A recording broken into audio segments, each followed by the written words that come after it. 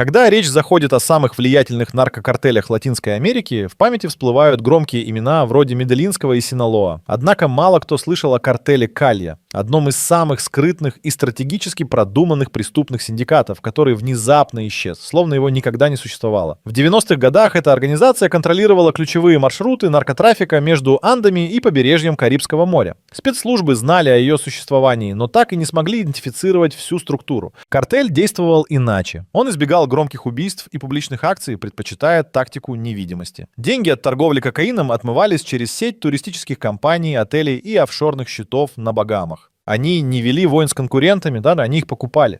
Именно благодаря такой политике бесшумного поглощения Калья долгое время оставался вне поля зрения международных агентств. Но самое интересное началось после ареста одного из ключевых посредников. В течение 2 недель после его задержания все базы картеля были заброшены, оборудование демонтировано, счета обнулены, а десятки ключевых фигур пропали. Ни одной перестрелки, ни одной утечки информации. По данным полиции, это был единственный случай, когда мощная наркоструктура полностью исчезла за считанные дни. Некоторые считают, что спецслужбы заключили тайную сделку с руководством картеля в обмен на информацию о крупных поставщиках оружия. Другие, что ликвидация была внутренним актом, чтобы избежать международного скандала. Но истина так и осталась в тени. Однако исчезновение Кальи стало лишь первым звеном цепи странных событий, которые затронули другие группировки. В начале 2000-х годов в Неаполе произошел случай, который до сих пор остается загадкой для криминалистов Европы. Одна из самых агрессивных и заметных группировок в регионе, банда Сан-Дженаро, исчезла буквально за одну ночь. Этот клан, насчитывавший десятки участников и причастный к серии вооруженных ограблений и вымогательств, прославился дерзким налетом на инкассаторский броневик, из которого были похищены миллионы долларов. После ограбления началась настоящая охота. Были проверены сотни адресов, проведены десятки арестов по подозрениям. Но лидеров банды не нашли. Более того, исчезли все данные о их родственниках, домах и даже школьных документах, будто эти люди никогда не существовали. Единственным следом стало найденное в арендованном гараже оборудование для подделки паспортов и билеты на рейсы в Латинскую Америку. Однако там их тоже никто не обнаружил. Некоторые криминальные аналитики считают, что Сан-Дженаро заранее готовили свое исчезновение как запасной план. Они сотрудничали с другими мафиозными семьями, получали доступ к нелегальным маршрутам миграции и могли исчезнуть в любой точке мира. Возможно, вся структура была лишь временной фасадной операцией, прикрывающей более серьезную деятельность. Несмотря на десятки допросов и попытки выследить их через финансовые потоки, дело постепенно замяли. А за последним выжившим свидетелем, водителем, помогавшим в ограблении, через 2 месяца также потеряли слежку. Он исчез из-под охраны, оставив после себя лишь записку. Это только начало. А что, если некоторые группировки исчезают не сами по себе, а по чьей-то инициативе сверху? На протяжении десятилетий якудза была неотъемлемой частью японского общества. Эти кланы имели свои офисы, визитки, банковские счета и даже участвовали в спасательных операциях после природных катастроф. Но уже к середине 2000-х годов все изменилось. Крупные синдикаты начали массово распускаться, лидеры уходили в отставку, офисы закрывались, а уличные бойцы исчезали из поля зрения. Это выглядело не как война, а как тихий демонтаж целой системы. Причина кроется в реформах японского законодательства. Государство приняло так называемый анти-якудза-пакет, комплекс мер, делающих сотрудничество с мафией катастрофически невыгодным. Бизнесмены, увлеченные в связях с кланами, лишались лицензий. Банки отказывались открывать счета любому, чье имя упоминалось в списках полиции. Даже аренда жилья стала невозможной для членов синдикатов. Такие меры заставили мафию либо уходить в глубокое подполье, либо полностью распускать свои ряды. Но это не значит, что преступность исчезла. Просто она изменила форму. Вместо традиционных кланов появились более мобильные и анонимные структуры. Бывшие якудза ушли в цифровые схемы, нелегальный экспорт, финансовые манипуляции. Примечательно, что многие старые главы кланов буквально исчезли. Они разорвали все связи, переехали в сельские районы или выехали за границу, где живут под чужими именами. Их нет в базах, нет на радарах, но влияние остается. Но исчезновение становится еще более пугающим, когда в нем участвуют сами власти. Во многих случаях исчезновение преступных группировок оказывается вовсе не результатом полиции, а актом договоренности. В разных уголках мира спецслужбы применяют одну и ту же тактику, да?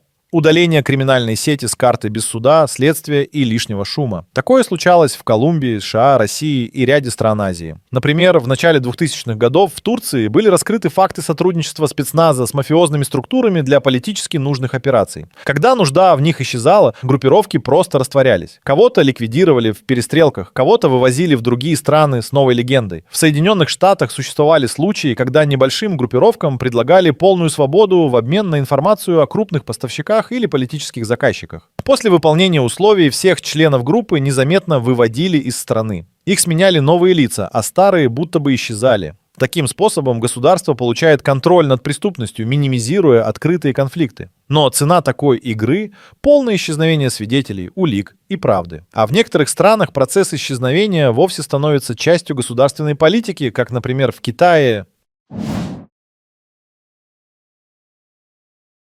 В начале 2000-х годов власти Китая объявили масштабную кампанию по искоренению организованной преступности. За короткое время были арестованы сотни членов триад, а некоторые синдикаты, существовавшие десятилетиями, исчезли за считанные месяцы. Но за этим успехом скрывалась совсем другая история. Многие исчезновения были инсценированы. Под видом ликвидации кланов происходило поглощение группировок государственными структурами. Те, кто сотрудничал с властями, получали свободу и доступ к новым финансовым схемам, особенно связанным с зарубежными рынками. Остальные исчезали без следа. Тела не находили, дела не возбуждали. По данным журналистов из Гонконга, часть триад не только не исчезла, но и усилила свое влияние, перейдя в сферу торговли технологиями, промышленного шпионажа и нелегального финансирования партий. Они больше не носили татуировки и не собирались в чайных. Их исчезновение стало перерождением. Но одна из самых загадочных историй произошла с группой, которую даже власти не смогли объяснить. «Призрачная рука». Эта история долгое время считалась городской легендой, пока один бывший агент Интерпола не подтвердил ее существование. «Призрачная рука» и неофициальное название квазивоенной преступной группы, которая, по данным из утечек, действовала на территории нескольких стран сразу: Панамы, Колумбии, Венесуэлы и Гватемалы. Ее бойцы никогда не светились на камерах, не попадали под прослушку и не фигурировали в делах даже при обысках. Группировка контролировала маршруты поставки оружия и наркотиков в пределах региона. При этом они не оставляли следов, никакой символики, имен или постоянных маршрутов. У них была сеть секретных баз, замаскированных под склады ООН, на которых хранились сотни единиц военной техники, генераторы, медицинское оборудование, деньги, документы и оружие. Эти базы были найдены только потому, что однажды некий лесной пожар вскрыл замаскированный подземный бункер. Когда местные военные прибыли на место, они нашли идеальный порядок. Все было организовано, как будто люди только что ушли. Никаких тел, никаких следов побега. Камеры были стерты, а все улики сожжены в огне, который выглядел как тщательно спланированный поджог. Ни один член группировки не был арестован, никто не был официально объявлен в розыск. При этом в последующие годы резко упал уровень насилия в регионе, исчезли целые цепочки поставок оружия и испарились десятки ранее активных лидеров меньших банд. Спецслужбы полагают, что «Призрачная рука» была создана как инструмент влияния определенных политических сил, а когда надобность исчезла, группу зачистили. Но кем и как, до сих пор никто не знает. Однако даже они не исчезли так демонстративно, как один мексиканский картель. Это произошло в Северной Мексике, в районе, где действовала группировка «Эскарлатос», синдикат, контролировавший часть границы с Техасом. В один из вечеров на центральной площади города, где никогда не проводились массовые мероприятия, неизвестные включили свет и показали видеопроекцию. На экране появился человек в маске, представившийся как лидер «Эскарлатос». Он заявил, что организация выполнила свою миссию и с этого момента прекращает существование. Видео длилось менее 3 минут. Уже через сутки были найдены опустевшие особняки, пустые склады и покинутые ранчо. На территориях, где еще вчера шла торговля людьми и оружием, теперь царила тишина. Даже местные чиновники были ошарашены. Ни одного ареста, ни одной перестрелки, все закончилось, будто выключили свет.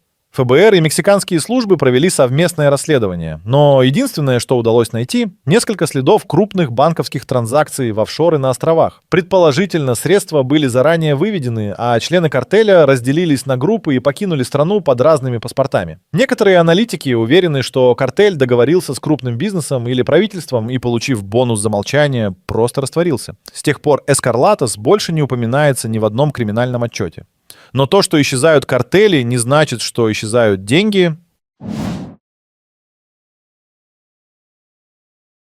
Когда речь заходит об организованной преступности в Европе, большинство представляет мафию в классическом смысле. Громкие фамилии, грязные дела и кровавые разборки. Однако за последние 15 лет происходят совсем другие процессы. Современные ОПГ в ЕС не устраивают громких конфликтов. Вместо этого они исчезают с радаров, полностью реорганизуя свою структуру. Наиболее яркий пример — перестройка балканских преступных союзов. Вместо сотен бойцов и уличных операций теперь работают компактные команды, специализирующиеся на IT-преступлениях, торговле криптовалютами, шантаже и финансовом шпионаже. Группировки просто переходят в плоскость цифрового бизнеса. Как они исчезают? Через легализацию. Бывшие солдаты становятся директорами логистических компаний, владельцами винодельческих хозяйств или спортивных клубов. Деньги отмываются через недвижимость, а структуры теряются в цепочках офшоров. При этом спецслужбы Европы сталкиваются с парадоксом. Формально ОПГ нет, но преступления продолжаются. Страны вроде Бельгии, Нидерландов и Австрии фиксируют рост теневых операций, но без конкретных обвиняемых. Такой подход становится новой нормой. Исчезновение не как конец, а как эволюция. И вместе с исчезновением структур исчезают и миллионы долларов. Каждая крупная преступная организация — это не просто оружие и люди, а прежде всего деньги. И когда группировка исчезает, возникает главный вопрос: куда уходит капитал? В большинстве случаев активы не пропадают, они просто меняют форму. Деньги выводятся заранее, через подставные компании в Панаме, Сингапуре или на Каймановых островах. Используются схемы с фальшивыми займами, офшорными фондами и благотворительными проектами. Так, после ликвидации одной из крупнейших восточноевропейских банд, расследователи нашли след денег на счетах компании по производству детских игрушек в Гонконге. Эти средства были переведены через 9 банков, и отследить истинного получателя оказалось невозможно. Часто финансы дробят. Вместо миллиона — 100 переводов по 10 тысяч. Так проще растворить средства среди обычных транзакций. Также используется криптовалюта, особенно миксеры, программы, которые перемешивают потоки цифровых денег. Смысл прост. Исчезает не только структура, но и ее экономическая основа. А за каждым исчезновением денег стоит команда профессионалов, которые никогда не числились ни в одной преступной группе. Но иногда, чтобы исчезнуть, лидерам приходится инсценировать собственную смерть. Это не сюжет фильма, а реальность, которая становилась известной благодаря утечкам или ошибкам. Инсценировка собственной смерти — один из старейших и самых эффективных способов исчезновения. Он позволяет оборвать все связи, закрыть дело и начать новую жизнь под другим именем. В Боливии один из глав наркокартеля был официально признан мертвым. Обгоревшее тело, найденное в разбитом внедорожнике, было опознано родственниками. Через 5 лет журналисты нашли его на фешенебельной вилле в Уругвае под именем бизнесмена, торгующего вином. Во Флориде мафиози по имени Джино Рикардо погиб в перестрелке. На похоронах присутствовали даже агенты ФБР. Однако позже оказалось, что тело принадлежало его двоюродному брату, а сам Джино уехал в Южную Африку и стал консультантом по безопасности. Такой способ требует тщательной подготовки. Поддельные документы, врачи, купленные полицейские — все это стоит больших денег. Но результат — полное исчезновение из системы. Многие дела до сих пор числятся закрытыми, хотя их герои спокойно живут в других странах. Некоторые из них даже обзаводятся новой криминальной карьерой, а иногда в этом исчезновении им помогает не кто-то, а целая система с погонами. Когда преступные группировки исчезают без следа, часто за этим стоит не профессионализм самих преступников, а прямое участие людей в форме.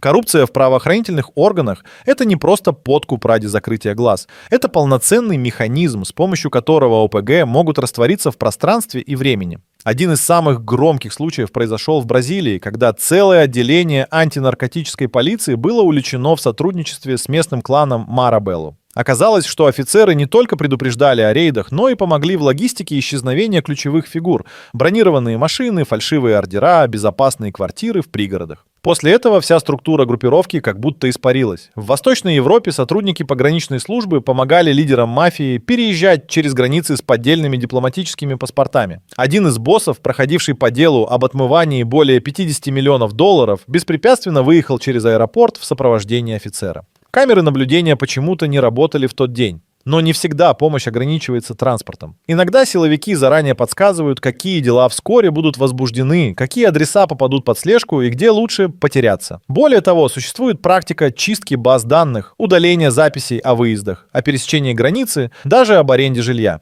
Система знает, как сделать исчезновение технически идеальным. И делает это, если цена вопроса достаточно высока. В таких условиях исчезновение выглядит как операция, проведенная по учебнику. Но что, если исчезновение не требует физического ухода? Что, если нужно просто сменить лицо? В некоторых случаях преступные организации не распадаются и не исчезают. Они делают гораздо более хитрый ход, заменяют своих лидеров. Эта схема особенно распространена в Юго-Восточной Азии и на Балканах, где старые публичные фигуры неожиданно уходят на покой, а на их место приходят новые, никому неизвестные, но полностью управляемые фигуранты. Один из наиболее изученных примеров — это боснийская группировка «Черные вороны», которая после громкого дела о торговле оружием официально распустилась. На деле ушел только ее лидер. Его заменил человек, формально не имевший криминального прошлого, который зарегистрировал новую фирму, якобы легальный логистический бизнес. Через нее пошли те же грузы в те же порты по тем же маршрутам. Подмена работает идеально по нескольким причинам. Во-первых, исчезает фигура, к которой были претензии. Во-вторых, официально группировки больше нет. Вместо нее новая структура с другим названием. В-третьих, силовики теряют законный повод для вмешательства, ведь старые связи юридически разорваны. В Колумбии схожую схему использовали наркоторговцы из Армандо-Нуэво. Их старший куратор покинул страну якобы под программой защиты свидетелей. Но через полгода на его месте оказался молодой человек, племянник одного из членов клана. Он представлял себя как менеджер экспорта кофе. Но документы и финансовые отчеты показывали, за фасадом снова шел наркобизнес. Таким образом, подмена — это не бегство, это профессиональный ребрендинг, благодаря которому группировка исчезает юридически, но остается фактически. Однако иногда все рушится изнутри, и исчезновение становится неизбежным. Когда группировка исчезает без внешнего вмешательства, чаще всего за этим стоит внутренняя борьба. Конфликты между фракциями, предательство, зависть и амбиции разрушают даже самые мощные криминальные империи.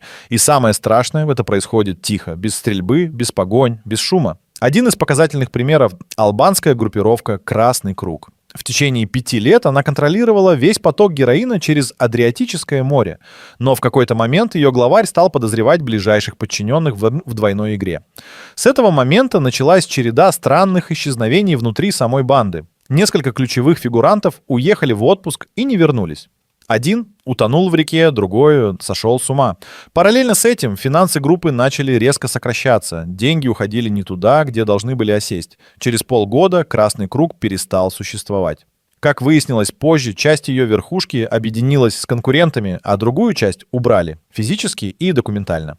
Аналогичная история произошла в Бруклине, где в течение нескольких месяцев исчезла вся верхушка местной мафии. Расследование установило, что новый казначей работал на ФБР и передал доказательства, после чего структура была расформирована, а участники получили фальшивые документы и уехали в Канаду. Все это организовано изнутри. Именно предательство, зависть и борьба за контроль чаще всего становятся последним гвоздем в крышку группировки. Никакие внешние силы не способны нанести больший урон, чем один свой человек, который решил все сломать изнутри.